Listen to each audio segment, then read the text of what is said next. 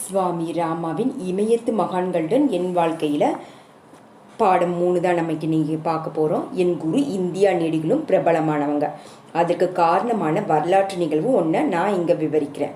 இந்திய வழக்கறிஞர்கள், நீதிபதி மற்றும் கற்றறிந்த சான்றோர்கள் பலருக்கும் இந்த நிகழ்ச்சியை பற்றி ஏற்கனவே தெரிஞ்சிருக்கு. பவல் சந்நியாசி என்ற ஒரு இளைஞன் இருந்தான். வங்காளத்தில் பவல் என்ற ஒரு ராஜ்யத்தின் பட்டத்திலவரசன் தான் அவங்க.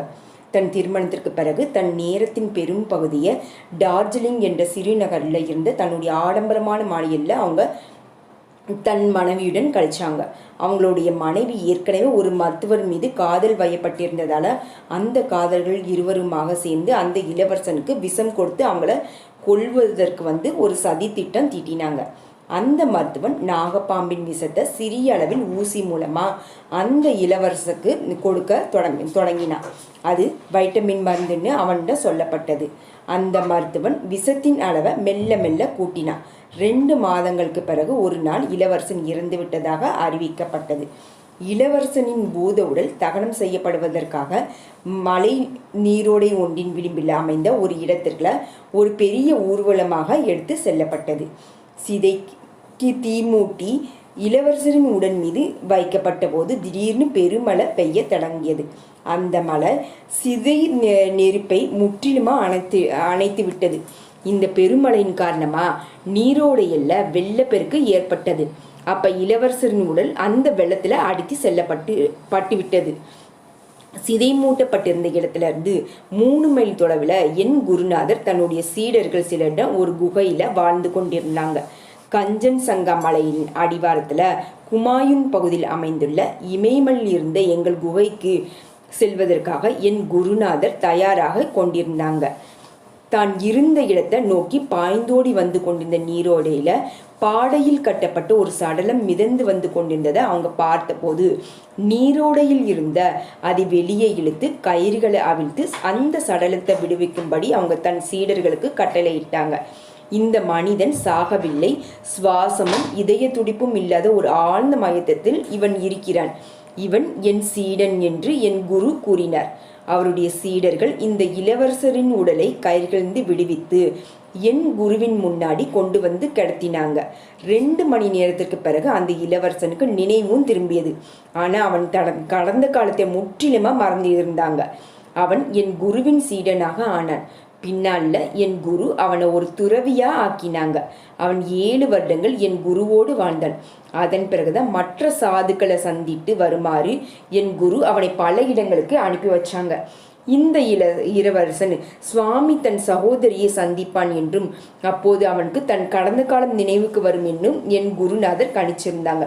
நமக்கு ஏகப்பட்ட பிரச்சனைகள் ஏற்பட போகுது. அதனால தான் அதன் விளைவாக வெகு உயரத்துக்கு சென்று விடுவது நல்லதுன்னு சொல்லிய என் குருநாதர் இமயத்தில் இருந்த எங்களுடைய பூர்வீக குகைக்கு சென்று அங்கு பல வருடங்கள் தங்கியிருந்தாங்க.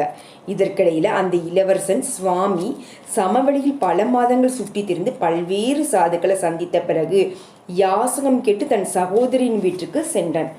அது தன் சகோதரியின் வீடு என்று அவங்களுக்கு தெரியல. ஆனால் அந்த பெண் உடனடியாக அவனை அடையாளம் கண்டு கொண்டான். அந்த கடந்த காலத்தை முழுவதும் நினைவு கூறுவதற்கு அவனுக்கு 6 மணி நேரம் ஆனது. எனக்கு அப்போது இளவயது. அந்த இளவரசனுக்கு ஏற்பட்ட அனுபவம் பற்றி அன்று என்னிடம் கூறப்பட்ட அனைத்து தகவல்களும் இன்று துல்லியமாக என் நினைவில் இருக்குது. தன்னுடைய கடந்த கால நினைவு திரும்ப வரப்பெற்ற அந்த இளவரசன் தன் குடும்ப உறுப்பினர்களின் வற்புறுத்தலின் பேரில் தான் நீதிமன்றத்தை நாடி தான் பவல்ராஜ்யத்தின் இளவரசன் என்று சொன்னார். 2 தரப்புகளின் பல்வேறு சாட்சிக்காரங்கள் வரவழைக்கப்பட்டாங்க.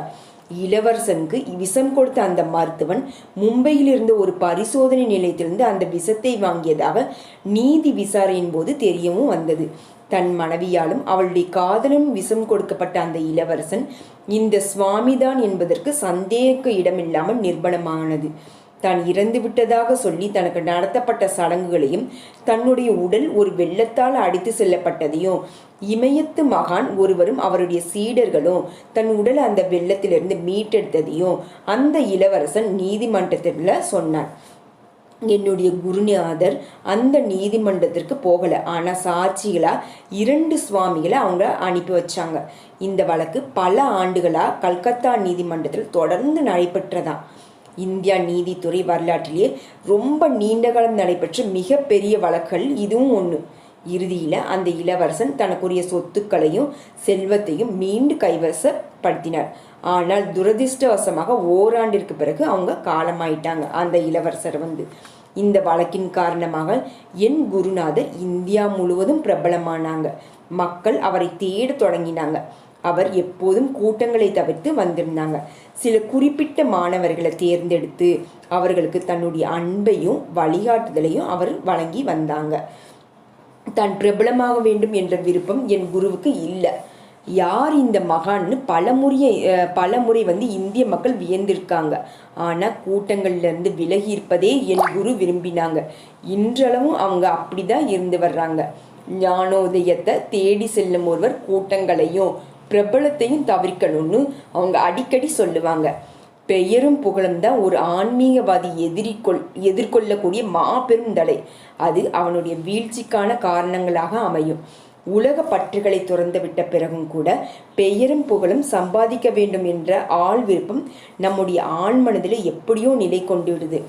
ஆன்மீக பாதையை தேர்ந்தெடுக்கும் ஒருவர் தன்னுடைய உடலையும் உள்ளத்தையும் ஆன்மாவையும் கடவுளுக்கு அர்ப்பணிப்பதன் மூலமா, எல்லா விதமான ஆசைகளின் களைவதன் மூலமா பெயருக்கும் புகழுக்குமான பற்றிலிருந்து முழுமைய விடுபடணும். இப்படிப்பட்ட ஒரு சாதுவால இமயத்தில் ஒதுங்கி வாழ்ந்தபடி மனித குலத்திற்கு உதவ முடியும். மனித குலத்தை குணமாக்கவும் முடியும். அதனை வழிநடத்தவும் முடியும். இப்படிப்பட்ட சாதுக்களுக்கு மனித குலத்திற்கு சேவை செய்வது அவர்களுடைய வாழ்வின் ஒரு முக்கிய பகுதியாக ஆகுது. மனிதர்களிடமிருந்த அவங்க எதையும் எதிர்பார்க்கறதில்லை. ஏன்னா மனித குலத்திற்கு சேவை செய்வது கடவுளின் மீது தாங்கள் கொண்டிருக்கும் அன்பை வெளிக்காட்டுவதற்கான ஒரு வாய்ப்புன்னு அவங்க சொல்றாங்க.